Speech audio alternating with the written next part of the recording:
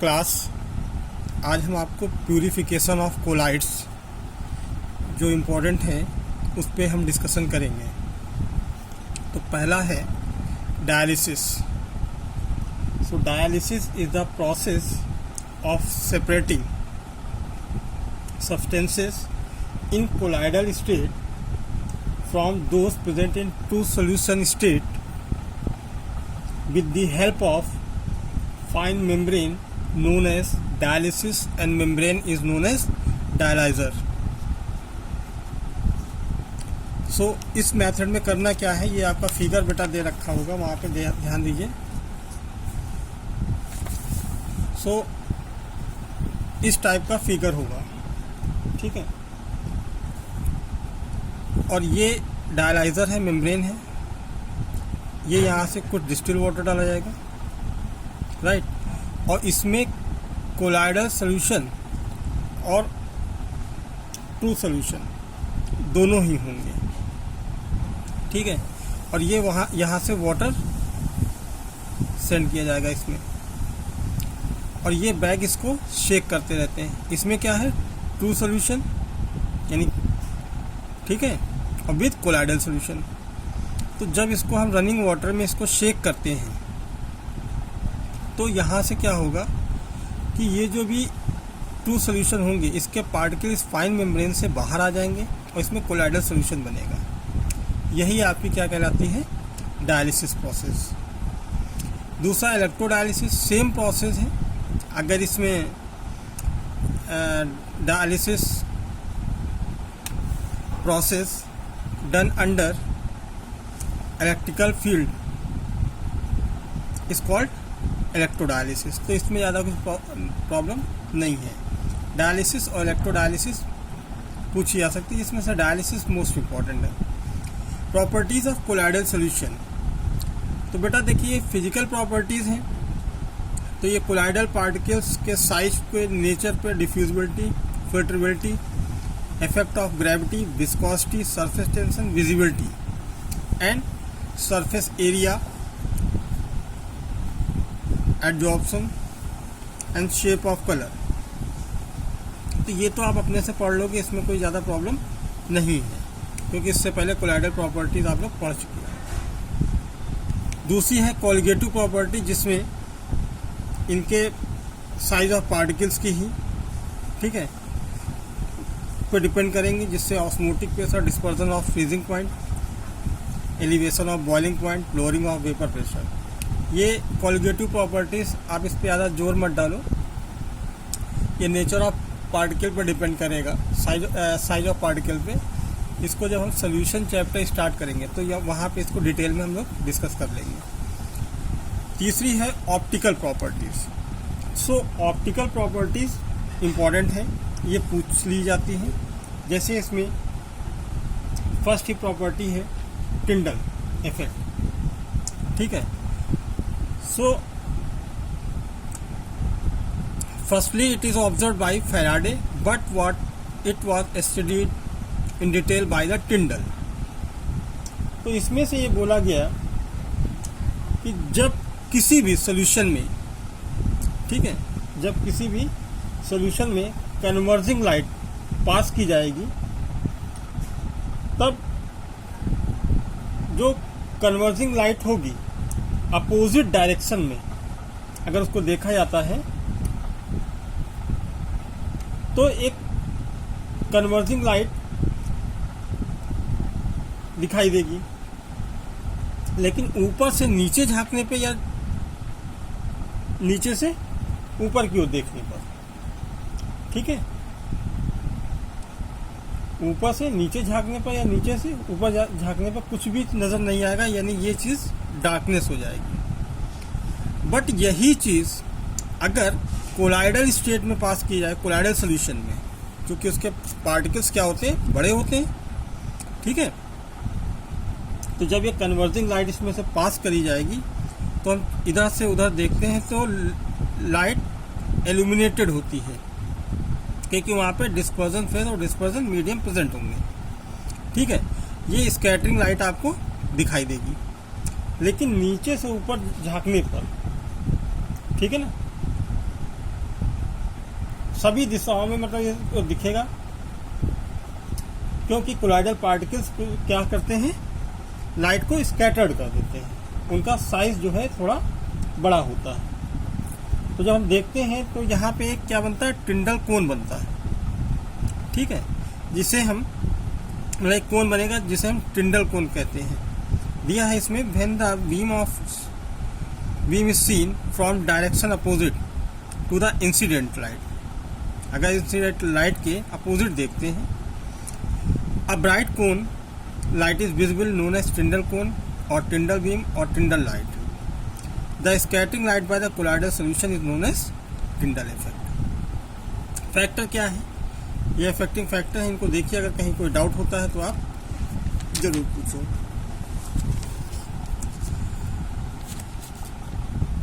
लेकिन अगर इसी चीज को ट्रू सॉल्यूशन में टिंडल कोन को भेजा जाए, मतलब सॉरी ट्रू सॉल्यूशन में अगर ये कन्वर्जिंग लाइट पास की जाए, तो वहाँ के जो मतलब वहाँ पे टिंडल कोन नहीं ऑब्टेन होगा। क्यों नहीं होगा, क्योंकि उसका जो साइज होगा वो छोटा होता है, किसके, ट्रू सॉल्यूशन के पार्टिकल्स का, right. Difference between indices of dispersion phase and dispersion medium, इसी की वजह से ये क्वेश्चन इसमें बहुत पूछा जाता है। ये successfully explain the following phenomena, ये टिंडल कोन की इफेक्ट से। स्काई कलर का ब्लू क्यों होता है, रात में तारे क्यों चमकते हैं, ठीक है।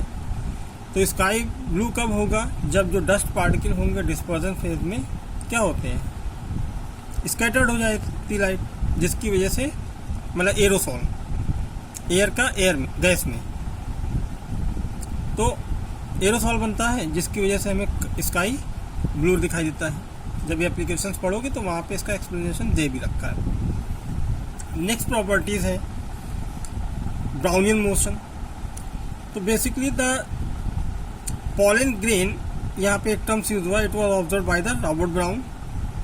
When pollen grain is a male part of flower that is called anther. जैसे मान लीजिए ये कोई फ्लावर है, इस पे कुछ ऐसे ऐसे लगे होंगे और उसके ऊपर से ये टिप लगी होगी, ये पॉलन ग्रेन होते हैं, बहुत ही लाइट वेटेड होते हैं। Pollen grain were suspended in the water, they showed continuous motion in zigzag way, that is called Brownian movement. Zygmundi observed the particle dispersed phase of the colloid also show regular motion zigzag way like pollen grain. In the honor of Robert Brown, this random motion of colloidal particle was named as a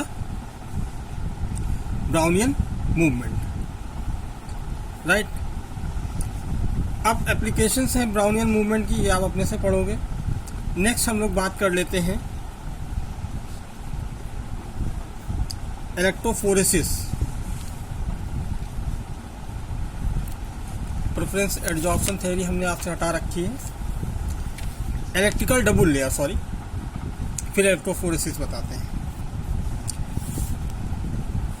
electrical double layer में अगर हम लोग बात कर लें, modern concept of distribution of electrical charge on colloidal particle based on the theory of electrical double layer.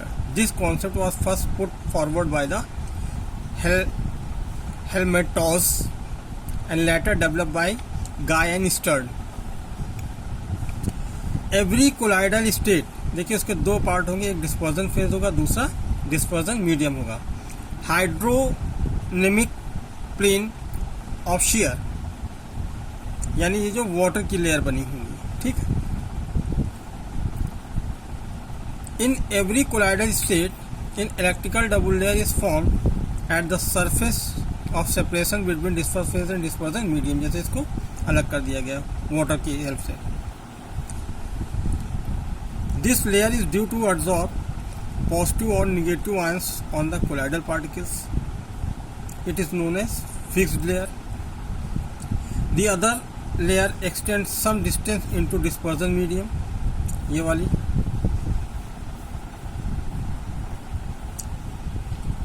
This layer contain ions of both charges and is known as diffuse or movable layer. ये diffuse हो सकती है. Fixed and diffuse layer separated by a imaginary line but are close to each other. The imaginary line or plane termed as hydrodynamic plane. ये वाली चीज. The net charge fixed layer is equal to the opposite that of diffuse layer and double layer. इस type में वो इसके equal होगा.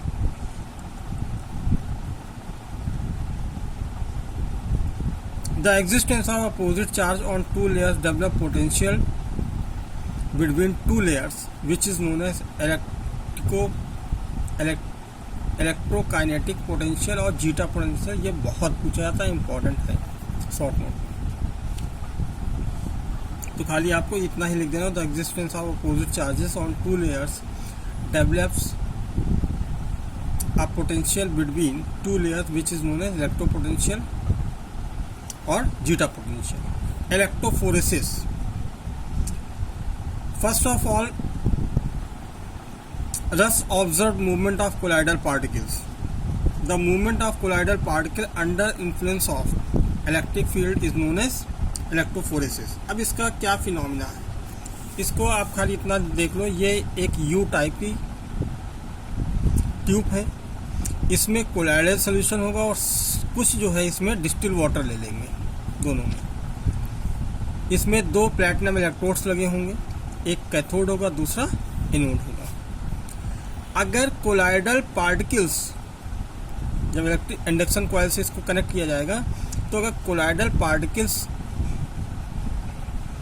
Move करेंगे anode की ओर, दैट मीन्स कोलाइडल पार्टिकल्स जो है वो निगेटिव चार्ज है. और अगर कैथोड की ओर, तो कोलाइडल पार्टिकल्स जो है क्या है, पॉजिटिव चार्ज के हैं. ठीक है, तो ये जो है इस टाइप में इसको परफॉर्म किया जाएगा. राइट, तो ये कहलाती है इलेक्ट्रोफोरेसिस.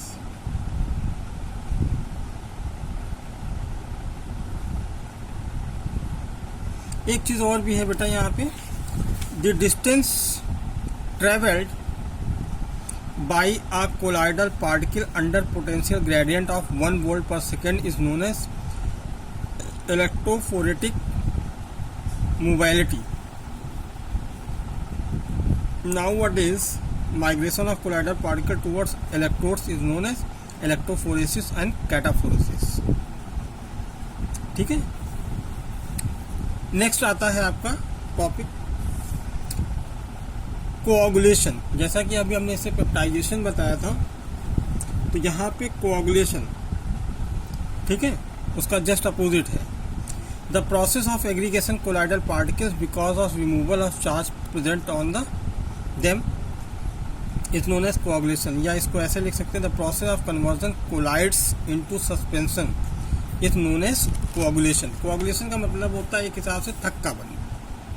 ठीक है, एक और डेफिनेशन दी गई, the process by means of which colloidal particles are precipitate is known as coagulation. वहाँ कोलाइडल पार्टिकल्स को क्या करना था, प्रेसिपिटेट में कन्वर्ट करना था, और वहाँ पे फ्रेशली प्रिपेयर्ड प्रेसिपिटेट को पेप्टाइजेशन में कोलाइडल सोल्यूशन में कन्वर्जन था. ये जरूर आप पढ़ लीजिएगा नोट करके.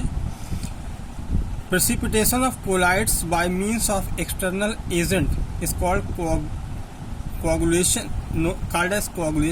while the precipitation without an external stimuli is called aging. For example, spontaneous souring of milk is called aging. ठीक है, दूध से दही बनना, ठीक है ना, वो एजिंग कहलाता है. while souring brought about lemon juice is called coagulation. Method of coagulation, तो इसमें बहुत सारे दिए हैं, लेकिन जो मेन इम्पॉर्टेंट है आपका भाई बाई डायलिसिस, जो प्यूरिफिकेशन किया, इलेक्ट्रोफोरेसिस बताया, म्यूचुअल कोआगुलेशन अभी बताया. ठीक है, एक जो है by adding electrolytes. This is important method coagulation. Particles of dispersed phase of colloid carry electrical charge, जैसा कि इलेक्ट्रोफोरेसिस में होता है। When an electrolyte is added in colloidal solution, the colloidal particle take up ions given by electrolyte whose charge are opposite to that of colloidal particle. अगर अभी भी बताया दे कि अगर निगेटिव मतलब एनोड की ओर कोलाइडल पार्टिकल मूव कर रहा है तो यानी वो निगेटिव पार्टिकल से बनना, तो अपोजिट चार्ज होंगे। Consequently charge on colloidal particles is neutralize and coagulation takes place. इसको एक साइंटिस्ट थे हार्डी सुल्जे, प्रोनाउंसिएशन देख लीजिए, हार्डी सुल्जे नहीं, Hardy सुल्जे। In order to explain coagulation caused by electrolyte, Hardy-Sulzer rule was proposed। ये बहुत पूछा था। According to this law, when an electrolyte is added to a colloidal system, the electrolyte ion carry opposite charge to that of colloidal particles is responsible for the coagulation. This ion is termed as effective ion. For example, positive charge colloids like hydroxide, anions like जैसे aluminium hydroxide का salt बनता था, anions like Cl या iron oxide FeOH का whole था, वहाँ पे FeCl3 लिया जाता था। ठीक है, like Cl minus Br minus SO4 are effective ions. On the other hand, like cations Na, Ba, Al are effective ions और negative charge chloride like sulphide है, सल्फाइड सॉल्ट जैसे कैडमियम सल्फाइड था। ठीक है, तो यहाँ पे एक चीज़ इंपॉर्टेंट बन जाती है बेटा, greater the valency of effective ion. ये 2 पॉइंट्स ऑर्डर उसमें लिखे जाएंगे, 3 पॉइंट। ठीक है, एक तो इफेक्टिव आयंस का और दूसरा greater the valency of effective ion of an electrolyte greater will be coagulation power of electrolyte. जितना ज़्यादा जिस पर चार्ज होगा उतनी ज़्यादा उसकी कोआगुलेटिंग प्रॉपर्टी होगी। ठीक है, तो यहाँ पे देख लिए NO3 पे -1, SO4 पे -2, PO4 पे -3 और इस पे FeCl6 पे -4। तो सबसे ज़्यादा इफेक्टिव ये होगा पॉजिटिव के केस में। Order of coagulating powers of cations, तो यहाँ पे देखिए K पे प्लस चार्ज है, Ba पे +2 यानी सबसे ज़्यादा थोरियम है। ठीक है, तो ये इफेक्टिव होगा। ये भी बहुत इंपॉर्टेंट है, coagulation power of N electrolyte is express in terms of its flocculation value. ठीक है, तो यहाँ Z की पावर 6 दिया फ्लोकुलेशन वैल्यू, Z यहाँ पे वैलेंसी है। Okay, thank you.